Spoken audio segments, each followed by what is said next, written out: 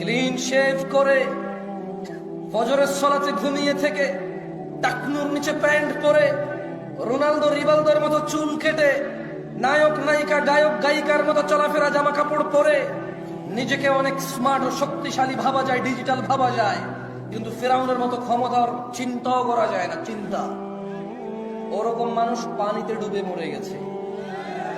আরে কিসের এত ক্ষমতা? উষ্টা খেলে নখ ভেঙে যায়, গাড়ির নিচে পড়লে পিষে যেতে হয়, পানিতে পড়লে ডুবে যেতে হয়, ছাদ থেকে পড়লে দুমড়ে মুচড়ে যেতে হয়, আগুন লাগলে পুড়ে যেতে হয়। আমরা এত দুর্বল মানুষ, কিসের এত আমাদের ক্ষমতা?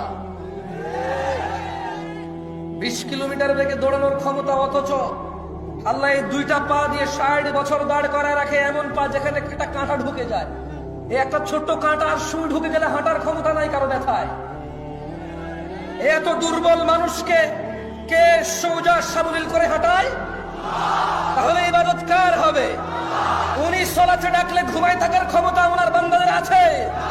যারা ঘুমিয়ে থাকে তারা কি কৃতজ্ঞ নাকি অকৃতজ্ঞ?